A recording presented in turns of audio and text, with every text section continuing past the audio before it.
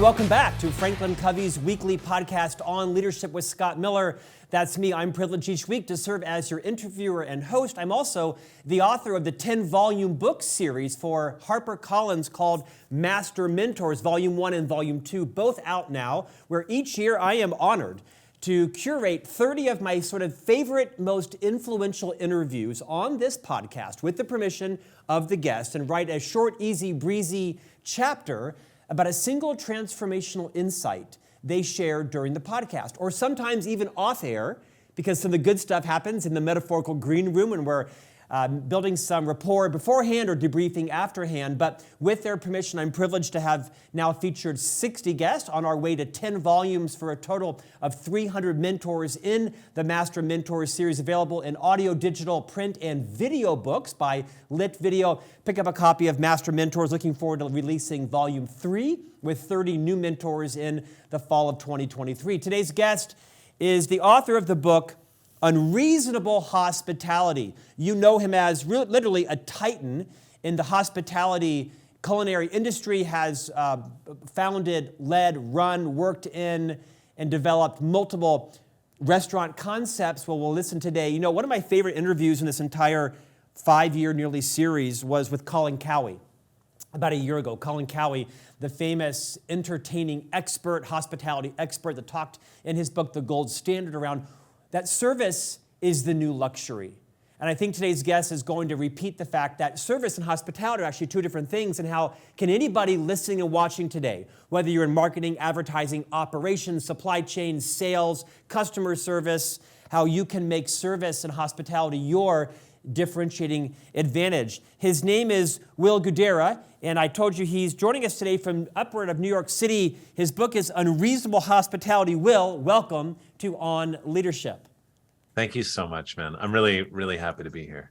Will, I mentioned on this podcast that I have no credibility when it comes to movie recommendations. I've watched like 5 movies in my life, hence Austin Powers is my favorite movie, and you can tell that my credibility there is low. However, I know a few things about books, and I've written 7 myself. I've read thousands. I've interviewed the greatest authors in the world as the privilege of sitting in this seat. I know a great book. Your book is a Bible when it comes to whatever business you're in. How do you differentiate yourself, your brand, your customer loyalty from providing what you call unreasonable hospitality? Will you rewind and maybe share with us your journey and how you came to have the insights instilled in you by mentors and leaders throughout your career? This new book, Unreasonable Hospitality. Then we'll dive into about 15 of the key insights in the book. Yeah, you know, first of all, thank you. Those are really, really kind words, especially coming from you. And I'm grateful to be here and really excited that you enjoyed the book. I grew up in the restaurant business. One of the reasons why I felt somewhat of a responsibility to write this book is that I've been blessed to have spent time with or worked alongside some pretty amazing mentors over the course of my career. First, my dad, a lifelong restaurateur who was an amazing operator who taught me about just so many of the fundamental things that go into being a good person and a good leader.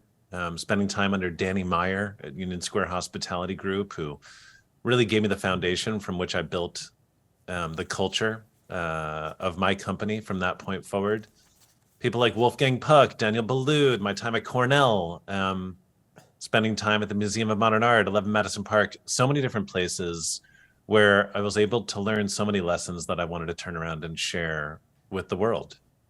Will, the entire world does not know what 11 Madison Park is. If you are a foodie or you're an aficionado of fine dining, you might, but will you just give us a minute or so on why 11 Madison Park rolls off your tongue like Nordstrom or Barney's or Bergdorf's rolls off others?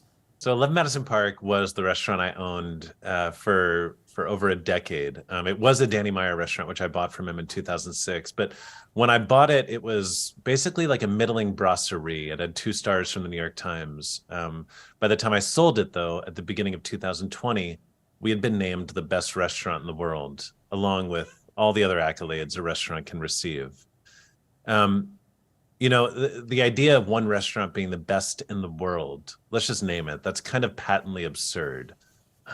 What that list acknowledges is which restaurant is having the greatest impact on the world of restaurants.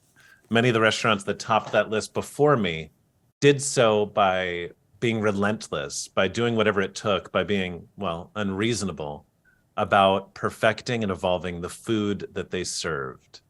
I chose to focus on a different kind of impact, to focus on the one thing that would never change, which is the human desire to feel seen, to feel cared for, to feel a sense of belonging.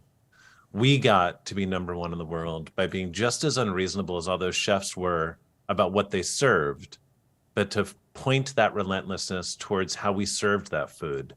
Perhaps more importantly, how we made the people feel that we were serving it too. Will, you start the book about 12 years ago when I think you perhaps and your business partner were at an annual banquet for what was the top 50 best restaurants in the world. And everyone hopes to be number one.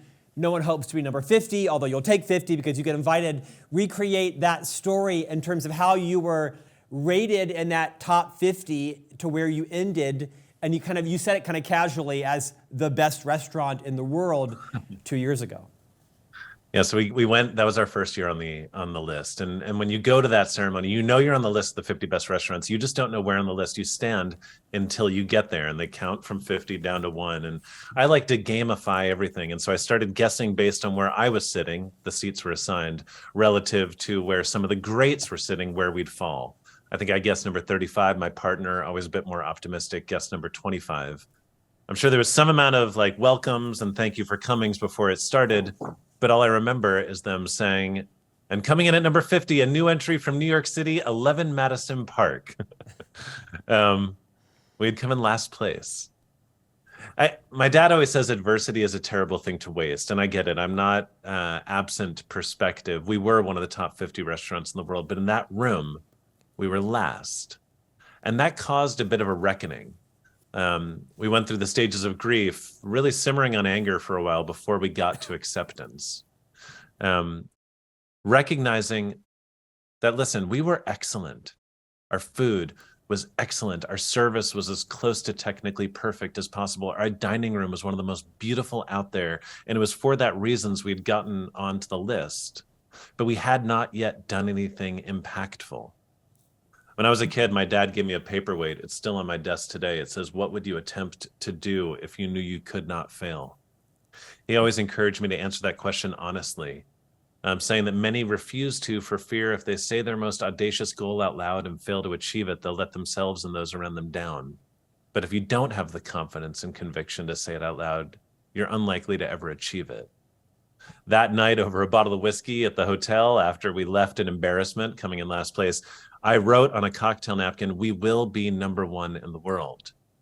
But underneath it wrote the impact that I wanted to make in order to earn that position. And those were the 2 words: unreasonable hospitality. So let's be clear. You came in last place as one of the top 50 restaurants, 50 in the world, and then last place was quite an insane honor. And then you, through deliberation and intention, became the best restaurant in the world, hence the term unreasonable hospitality. I grew up working for the Walt Disney Company, spent 4 years in Orlando, where I'm from originally, was steeped in customer service in the Disney way, and then was privileged to serve 25 years, now 27, associated with the Franklin Covey Company, a company that I think cares deeply about service.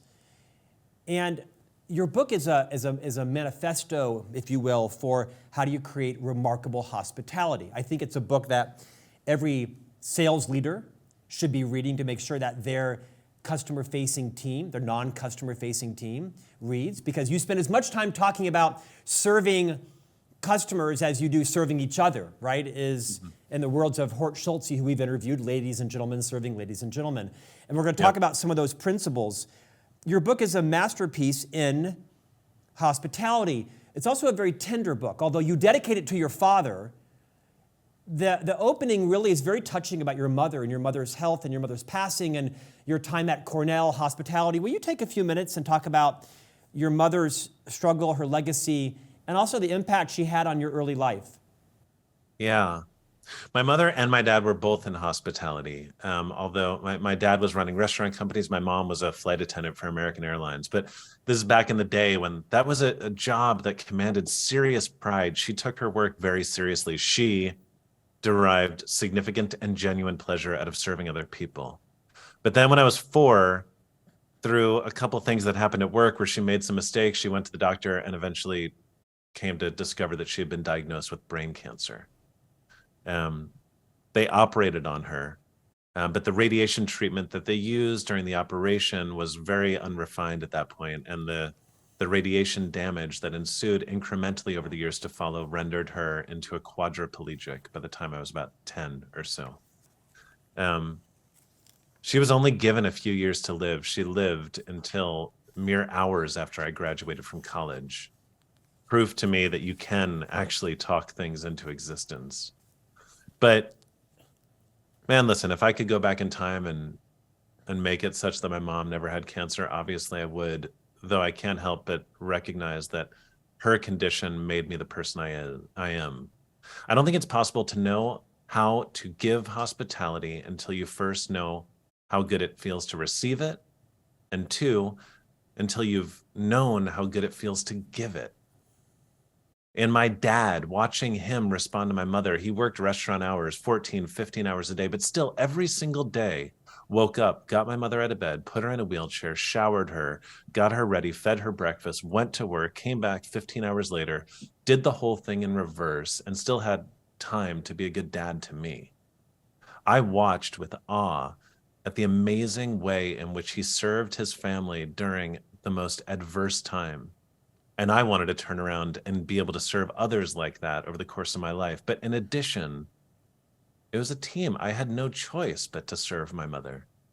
During a time when the mother would normally be serving the kid, I was the one that was cooking her dinner at night and feeding her. And did I want to do that in the beginning? No, but did I very quickly come to recognize how good it felt to be able to serve someone I loved? Absolutely. And that became the thing that I wanted to do with the rest of my life, serving people, not just my mother who couldn't get through the day without being served, but to give that same level of genuine, heartfelt service to people who maybe needed it just for other reasons, whether it was to help them celebrate or forget or to show them the beautiful impact of kindness. I love my mom. I'm sorry that she's not with us anymore, and I hate that she had to suffer in the way that she did, but I am also very confident that I am who I am today because of her. Well, I think it was very fitting that Simon Sinek, a friend of yours, wrote the opening of your book, because your book is more than a book on hospitality. Your book is a leadership book. Your book is a book about accountability. Your book, in many ways, is a parenting book. The conversations you have with your father about intentionality, we'll get to in just a minute, are some great business lessons. I want to level set and then get deep into some of these lessons. Will you re-explain, for those of us yet in life that haven't had the opportunity to have a fine dining experience? I'm not referring to Outback or McCormick and Schmick's or Ruth's Chris, but in fine dining, there is an intentionality that is remarkable. The way servers move throughout the dining room, how they do or do not touch the table, how they turn their body when they serve certain foods, and how they do or don't make eye contact with the guests, and how you chose to redefine some of that. Will you just sort of level set everyone on what true fine dining means and how that is differentiated from perhaps what we think of fine dining to be? Yeah, I mean, what true fine dining means, and for me, what true fine dining is the great restaurants that approach this in the right way, because there are plenty of fine dining restaurants that don't, but the great ones do. Those are those that apply just relentless intention to every single touch point that the guest has with the brand. And when I say that, by the way, most organizations don't fully recognize how many touch points they have with their customer. And I actually genuinely believe that if more businesses interrogated the number of touch points they have with their customers and identified all of them, they'd discover they have a lot more than they think. And in identifying them, they'd have the opportunity to elevate them to pretty extraordinary highs. In a restaurant, that means being intentional about every single thing. What happens when a guest calls you for the first time? What happens when they walk through your doors? What's the level of the lighting? What's the level of the music? What are the songs that are playing? What are the words that are used when the server approaches your table for the first time? When does the menu come to you? What you said, what side of your body is the food served from, such that they're able to maintain eye contact? How do they give you information? Do they give it to you all at once, or do they give you small bites in the beginning and engage whether you're interested in learning more? Fine dining is about being intentional. It's about being choreographed. It's about creating calm in moments of chaos. And it's about doing whatever it takes for someone to feel seen, to feel a beautiful sense of belonging, and to feel a genuine sense of connection with the restaurant, and by definition, with one another. At a great fine dining restaurant, if you and I go in, you and I should not only be wowed by the food and the lavishness and all of that, but at the end of the meal, you and I should feel a little bit closer to one another than we did before we walked through the doors. Will, I don't have a lot of pet peeves in life. I try to live a very grateful, abundant life. However, my biggest pet peeve, and I eat out between 2 and 3 times a day. I'm married, we have 3 boys, I like to eat out. One of the biggest pet peeve I have in life is walking into a restaurant. It might be the Cracker Barrel, or it might be, a high-end restaurant. And inevitably the host says to me, I walk in, can I help you? And I'm tempted to say, yes, I'd like to buy 2 ice skates. And I'd like a hockey rink. And I look at them and think, why do you think I am here? Yes, I want to eat. And then if that's not offensive enough, I'll walk in and the opening will be, hello, do you have a reservation? And so immediately I think, oh, I'm shamed because I don't. And inevitably I might say no. And I say, is that a problem? Oh, no, I'm just asking. It seems like that might be like the third question you asked. When you greet someone for the first time, I think that restaurants, this is a metaphor and literal, tend to undervalue the importance of that first experience when someone walks in the door. I know I've given it as a restaurant experience, but every chief customer service officer should be obsessed with these touch points. I'm guessing in your restaurant, the first question a guest is asked when they're walked in the front door, and the lady at the podium or the young man doesn't say, can I help you? No, yeah. And first I would say most customer service businesses drop the ball in this moment. And it's such an unfortunate moment to drop the ball because, okay, this is my view on restaurants. The food, the service, the design, they're simply ingredients in the recipe of human connection. Think about it like any time you're meeting someone new. In order to meaningfully connect with someone, you need to get them to lower their guard, right? For all of you listening, what happened before we started recording was a bunch of banter, some jokes. He is really, really good at engaging his guests such that once he pressed record, we are at ease and willing to really open up and be vulnerable in conversation. Anyone that's really good at connection understands that. The first and most important thing you want to do as quickly as possible when you engage in a relationship is get people to let their guard down. Putting them on the defensive, asking them if they have a reservation, saying, can I help you? That's not the way to do that. The way to do that is to make them feel welcome. And the first and only thing that anyone should hear when they walk into your business is exactly that. Welcome. Express gratitude.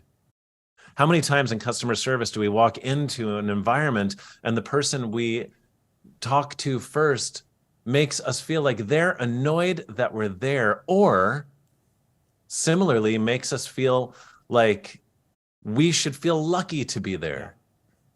I always want to run and interact with gratitude first organizations, ones that say welcome and ones that make me feel that they feel lucky I'm there.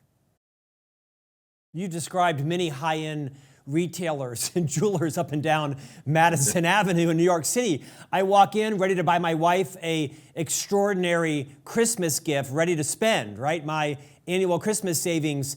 And there's some stores that make you feel like you should be honored that they let you in. And there's others that, fawn all over you. Let's move on. I think if you haven't yet, you should have a master class on all those touch points, helping map companies out what all the touch points are. Stay tuned, I'm sure. First concept. You say intention means every decision from the most obviously significant to the seemingly mundane matters. To do something with intentionality means to do it with thoughtfully, with clear purpose and an eye on the desired result. Riff on that. I think when you actually slow down for long enough to think about how you approach the most mundane tasks, you find an opportunity to do them in a way that really has an impact. I believe when you look at the steps of service, the touch points throughout an experience, sometimes the smallest enhancements to the least obvious touch points can have the most dramatic impact on the overall experience. I'll give you an example. The check. The moment that a check is dropped at the restaurant is one of the hardest moments in the restaurant. Time moves at a glacial pace the moment someone asks for a check. If it takes you too long to give them the check, you undo all the goodwill you built over the hours leading up to that moment. Similarly, you can never drop the check on someone's table before they've asked for it because they start to feel rushed. A lot of businesses would take that, a pernicious problem, and just try to push harder to get it right. Or you could slow down, show some intention and a little bit of creativity, and find an unbelievable outcome. The solution we came up with was we'd walk over to the table with a bottle of cognac and 2 glasses, and we'd pour a little splash of cognac into each glass and then leave the bottle behind, telling the guests, this is with our compliments, help yourself to as much as you'd like. And the check is right here whenever you're ready for it. It was a brilliant grace note at the end of a meal, one that A, solved the problem I just identified, B, left them with a sense of unreasonable generosity, even though most of the time, very few people drank more than a couple sips of cognac. And C, showed that sometimes the best way to solve a problem is to give more, not less. We were intentional about that small moment, and through applying a bit of intention, resulted in a really beautiful end to the experience. I think a lot of people don't show enough intention to the less important parts of their business experience. And in doing that, lose out on a lot of opportunities to do really, really great things. Will, when we opened, I mentioned perhaps a mutual friend of ours, Colin Cowie. Today, he still probably is my favorite interview because he, like you, has systematized customer service and hospitality in his businesses. Remarkable interview. It's an icon, I believe, in the era of service as luxury. You also write extensively about the systemization of hospitality.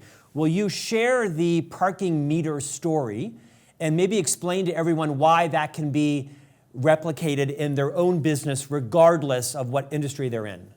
Yeah, we talk about putting intention to intuition. I think when you have good people on the team, you do things kind of reactively or organically that give people a heightened level of hospitality. When you do, you need to hold on to them. One of the things I always say is that athletes go to the tapes and they've had a bad game to see what they've done wrong. They don't often enough go to the tapes and they've had a good game to see what they did well and put systems behind those things to ensure that they continue happening. The parking meter thing was one time, a long time ago, at one of my first restaurant jobs, one of the guests was saying that they needed the food to slow down for a minute so they could go and fuel their meter. And I just naturally said, hey, where's your car? I'll go do it for you. When I saw the look on that person's face after I did that, it became clear that that was something that needed to be systemized. And so we started training the hosts when they were walking people to their table to engage them in conversation. How did you get here? If they said, I drove, where did you park? If they said in front of a meter, to follow up by saying, oh, great. Well, you're going to be here for a little while. Tell us where your car is. We'll keep the meter full throughout your dinner. It's a small touch. Cost the restaurant nothing more than a few quarters. But by systemizing it, it resulted in this constantly occurring, unbelievable gesture of hospitality that happened to a lot of the people that joined us. I believe that hospitality, in many cases, is just about simple pattern recognition. And if you can identify those patterns in advance and give your team the resources to thoughtfully react to them every time they come about, the kind of thing you can accomplish is pretty amazing. You look at people selling cars. People buy cars for the same reasons. Either you had a couple kids, you need a minivan. The kids have gone off to school, you're ready for a smaller car. Your kid just turned 16, you're buying them their first car. If we could actually identify those patterns, build small gestures, have them in the back in a toolkit is what I like to call it, such that we're ready to react to those moments when they come about. The level of hospitality that we and the people that work for us can easily and consistently give to people is amazing. For a kid that just turned 16, have a bunch of AAA memberships loaded up and ready to go. For someone that's buying their first minivan, have a little cordless dustbuster ready to give them when they leave so that the kid doesn't destroy their new car within a week of getting it. I think you understand where I'm going. Small gifts that react to recurring moments, whether it's a few quarters in a parking meter or a AAA membership, have the impact to take these ordinary transactions and turn them into the kind of experiences that result in lifetime relationships with the people you're serving. Will, pull this theme through.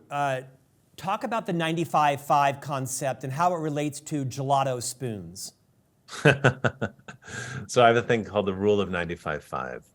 And what that means is I manage my money like a crazy person 95% of the time, such that I can spend it, quote, foolishly 5% of the time.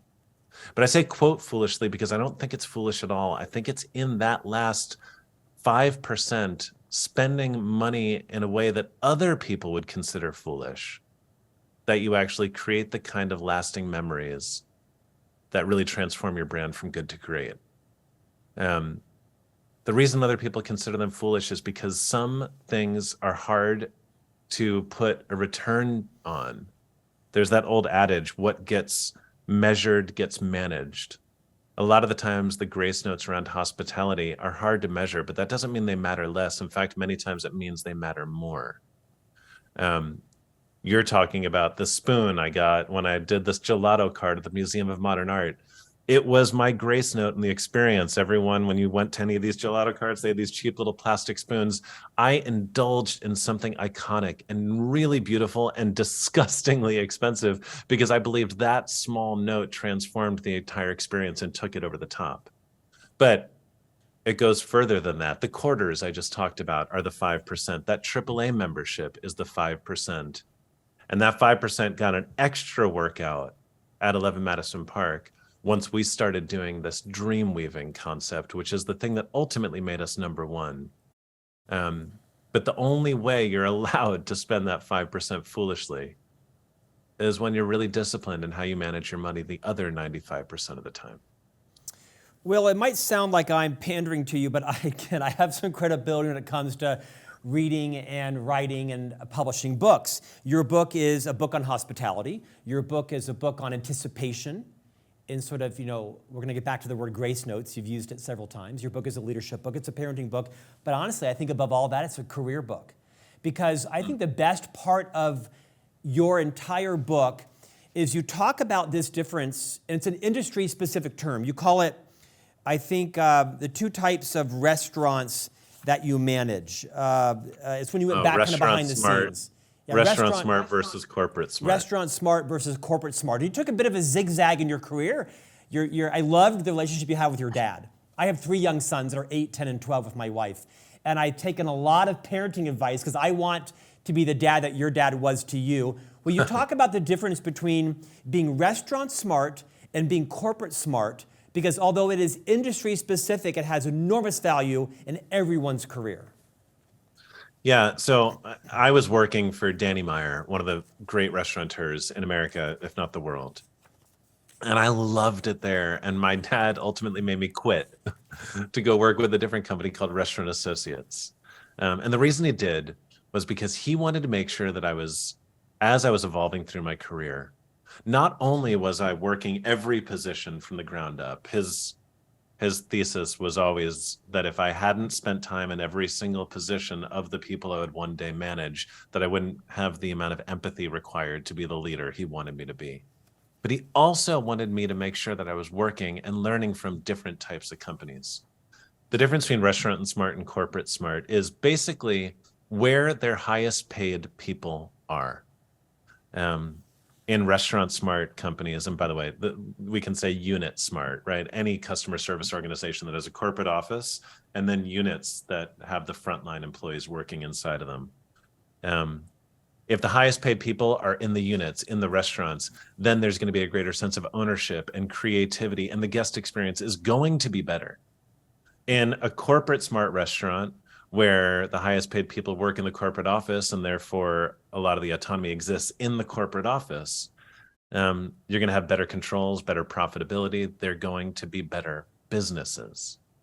My dad wanted me to learn from both because he hoped that one day I would be able to run a restaurant that was both restaurant smart and corporate smart. Because you go back to that 95.5.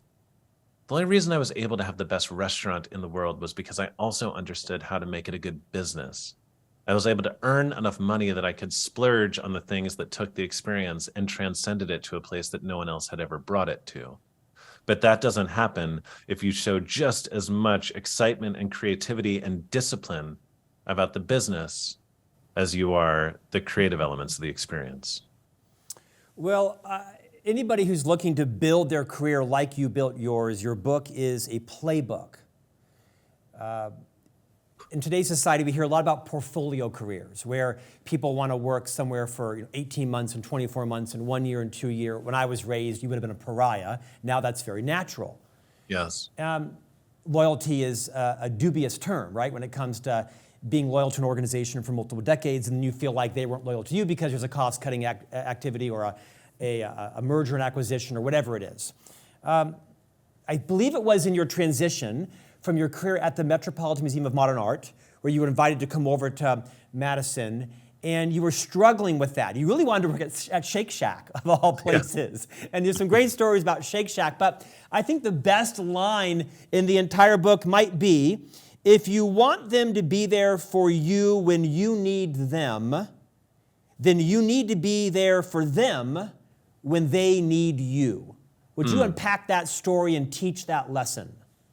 Yeah, so I was working at the Museum of Modern Art. Danny Meyer asked me to go be the general manager at 11 Madison Park. I wanted nothing to do with fine dining at that point in my career. I wanted to be at Shake Shack. And so I struggled with the offer, and I went to my dad for advice, as I always did. And that's what he said to me. In other words, he said, hey, if you want to grow with Shake Shack, which was also owned by Danny Meyer, if you want them to be there to support you and helping you realize your dreams, you need to be there and support them. I think it's one of the things that a lot of people struggle with, especially in this modern day with a lot of staffing issues and whatnot. People think that it's the company's role to serve the employees. And that is not the reality. It's our collective roles to serve one another. And that goes up and down and across hierarchies. The only way that you can expect the people you work for to give relentlessly to you is if you're just as willing to put yourself second and give relentlessly to them at times. Now, I'm not advocating for companies to take advantage of their team. Listen, hospitality is about relationships. Relationships are a two-way street. You need to have enough self-respect to expect people to be kind and generous in your direction, but you can't expect that to happen if you're not willing to do the same in return. Well, I'm guessing some people, maybe perhaps on the early end of their career, might be thinking that's naive. That, well, I can show loyalty to my employer all day long, but that will never be returned to me, either because I work for a poor leader or that leader doesn't have the power to give that back to me. I want to pivot to a different idea and have you draw some correlation to them.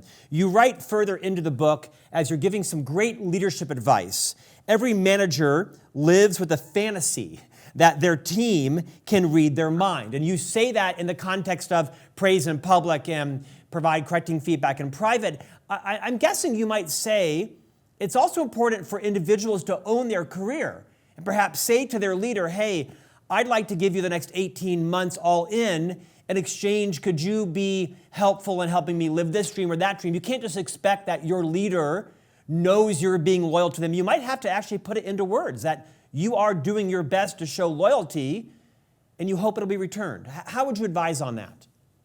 I mean, I've always said to the people that work for me, and I've always encouraged other people who don't work for me to engage these conversations with their bosses, that if your boss doesn't know where you're trying to go with your career, that's a failure on your part. Yes, okay, I would love to be in a place where every single boss engaged those conversations with the people on their team. But I think it's really, really important to have those conversations, not on day one, not even on month 3. You want to make sure the people you're working for don't think that you're already thinking about your next step before you've even settled into the current one. But once you have settled in any sort of meaningful way, it's important that the person you work for knows what your dreams are so that you can identify very quickly whether they're the kind of person that's going to help you get there. And if so, such that they have the tools and the knowledge to play that role in your life. And by the way, I want to say 2 things. One, every time I go to a school and give a talk, the advice I always give is when you are looking for the first few jobs, forget about the company and focus on the leader that you will be working for. Of the many things we learn, very few of the skills are evergreen, except for leadership. The most important thing we should all be looking for in any job is not how famous the company is, not how much we're going to get paid. This is in their first few jobs. But how great is the leader you're going to be working for? How much can you learn from them? How much can you trust them? That should be the center of the decision. Because if you have a great leader who's investing in you and who you can trust, everything else starts to quickly fall into place. Well, I'm mindful of our time. I want to get at least 2 or 3 concepts in before we're done.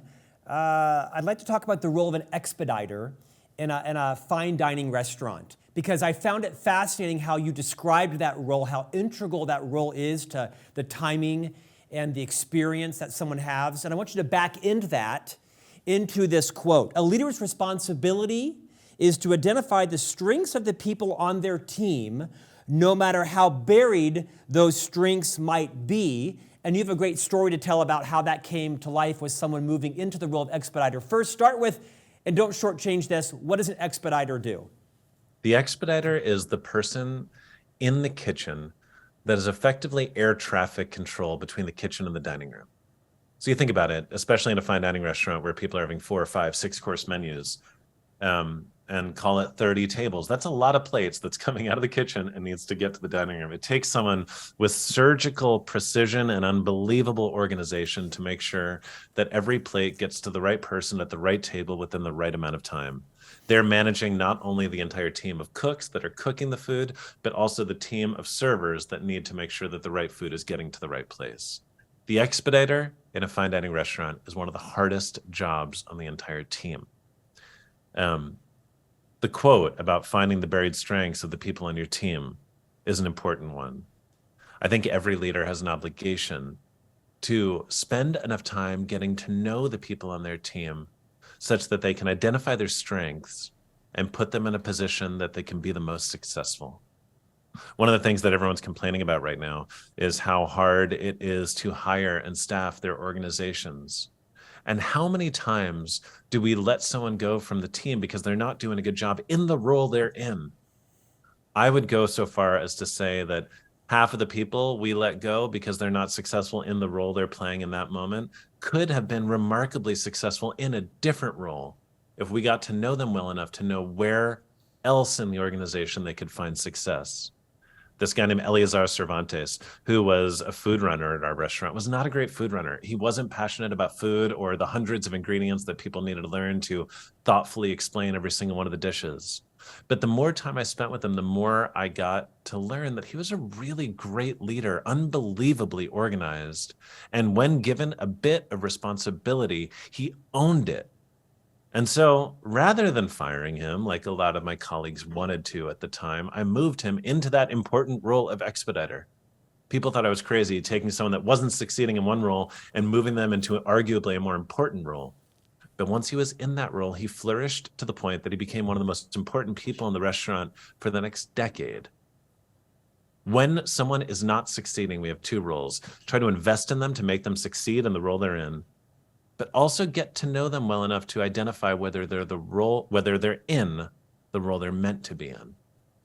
Or, as you said, if that doesn't work also, help them find their joy somewhere else, right? You talk a lot about your role as a leader helping get someone to a better place in their life. Lastly, you worked with a gentleman named Christopher Russell. You call it the Christopher speech.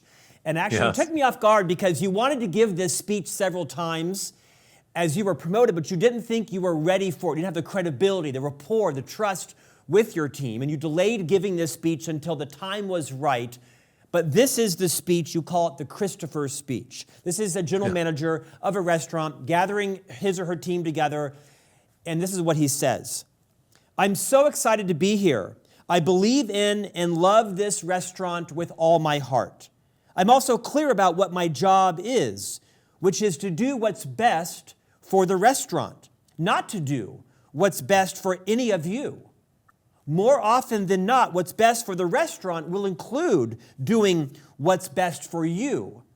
But the only way I can take care of all of you as individuals is always putting the restaurant first. An impactful soliloquy. You used it later in your career when you felt you had earned the trust to do so.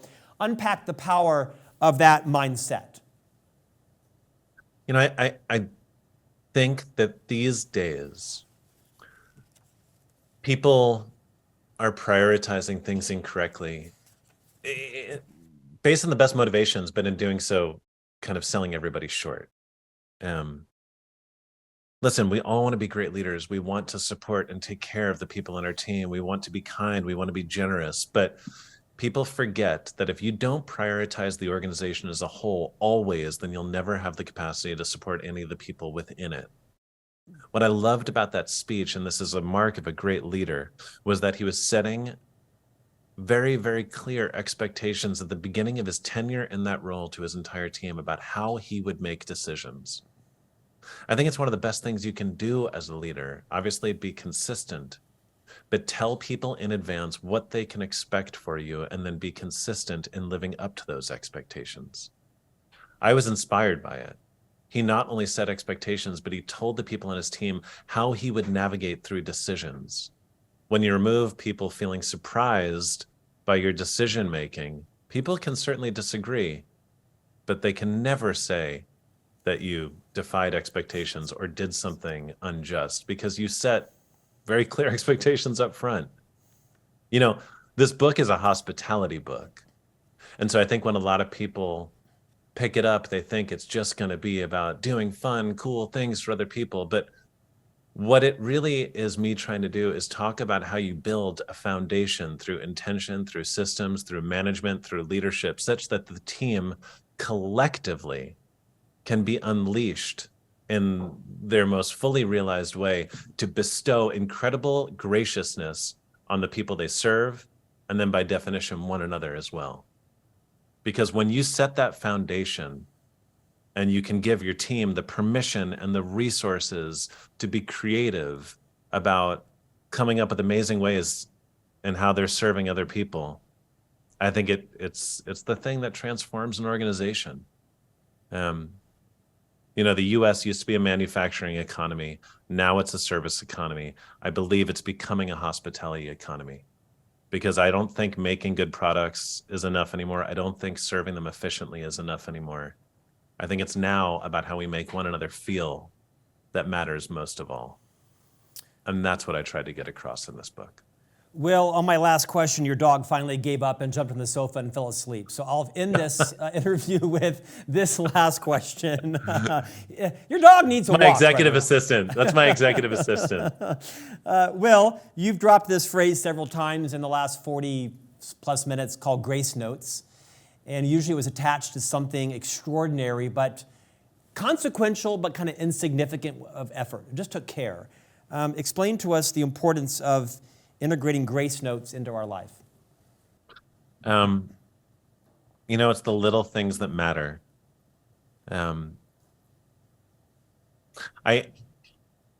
believe that if we all start to look closely enough, we'll find opportunities for unreasonable hospitality for those grace notes all around us. It requires being present. It requires slowing down enough and actually listen to the people around us such that we can hear the things they're saying and all the things they're not saying, such that we can pick up on the little things that we can do to really make them happy. It requires taking what we do seriously, but not taking ourselves too seriously.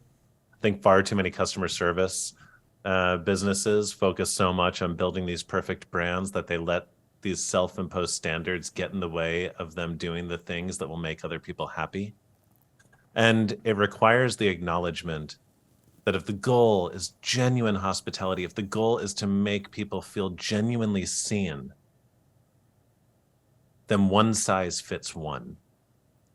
For me, a beautiful grace note is when you pay attention to the people around you, when you don't let arbitrary standards get in the way of you doing the thing that will make them feel served. And when the gestures you bestow upon them are ones that make sense only to them. And if we all invest a little bit more time, an extra 5% into these grace notes, if we're all a bit more relentless, perhaps a bit more unreasonable in our pursuit of relationships and in finding these moments of connection, I think it's pretty amazing what we can collectively accomplish. I should end there based on the beauty of that, but I'm not. I am a struggling entrepreneur with some fledgling success.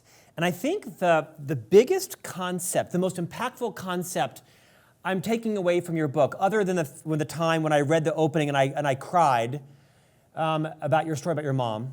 I set it down, I was teary-eyed, and I just sat on it for a few moments and thought about it. Lost my father about 6 months ago. Was Granola. I'm sorry for your loss. Thank you. The story about Granola. Because it's such a great story about how when you would have customers leave the restaurant, there was sort of one last grace note, if you will. Will you talk about the power of that switch to Granola and how every leader, every entrepreneur, everyone with a side hustle, an Etsy store, a garage sale, an Instagram, whatever it is, talk about Granola for a moment. And I'll let you go, I promise. No. I'm happy to. I think there's two elements to that story. First, this is something that a few restaurants do, and I think more businesses should follow suit, which is at the end of the meal, they give you something to take home with you. It could be a muffin, a pastry, just something such that the next morning you wake up still thinking about that restaurant. Which, by the way, is a goal that we should all be pursuing, is how do you make sure that the experience extends beyond what is normally considered to be the end of the experience?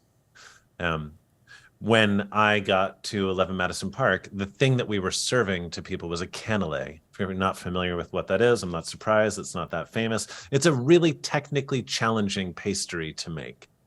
It's the kind of pastry a baker will make when they're trying to show people, look what I can do. It's tasty to some. It's not universally beloved. It's a fancy, fine dessert. It's more about the person making it than it is the person receiving it. It was one of the things I wanted to change about the restaurant. I didn't want us to be in the business of serving our own egos. I wanted to be in the business of serving people. I also genuinely believe that no experience can ever be great if it's not an authentic reflection of the person serving it. And what I mean by that is if it's not the experience I want to receive, then I shouldn't be giving it to other people. If the whole idea of that gesture is to extend the experience to the next morning, what do I crave in the morning? I crave a bowl of granola. And so now serving something as humble as granola at the end of an extraordinarily high-end meal, by the way, that goes back to what I said before, people taking themselves too seriously. It's not normally what you do. But if we could make the best granola and end what is otherwise an extraordinarily high-end and formal experience with the most gracious and humble touch, giving them something they actually look forward to eating in the morning and something that is more about them than it is about us, that would be a win. And it ended up being a win. That granola became one of the things that people looked forward to most about their meals at 11 Madison Park. In the book, I say that oftentimes when people posted pictures of their meal on Instagram, the picture of how they did their granola in the morning was their final shot. The two lessons there are simple. One, do whatever it takes to make sure the experience extends beyond what is traditionally considered to be the end. And when you're doing it, honestly, when you're doing anything, when you're touching any of the myriad of touch points a brand has with its customer, make sure that you're serving that customer and not your own ego. It's with gratitude that I say to Susan Cain, Seth Godin, Dan Pink, Liz Wiseman, Ariana Huffington, Deepak Chopra, Matthew McConaughey, Robin Sharma, to my favorite interview with Colin Cowie, Everyone Take One Step to the Left. to Tony Robbins and to Bear Grylls and Brene Brown, who are on the come as guests to this podcast, you better raise your game, because my favorite episode of 250 is Will Guidara, the owner of the best restaurant in the world, in the book Unreasonable Hospitality. I kid you not, this is my favorite interview thus far. If you want to transform the value proposition of your organization, whether you are in healthcare or technology or customer service, you're a SaaS company, whether you're selling granola or tennis rackets, you want to make sure that you are creating, to quote both Colin and now Will, unreasonable hospitality. That is the new luxury. Thanks for joining us today. Dude, thank you very, very much for having me. And I talk about how no one gets to a point where they don't crave affirmation. Those words mean a lot. And thank you all for listening. Thank you, Will. Thank you. And we'll see you back here next week for a new conversation on leadership.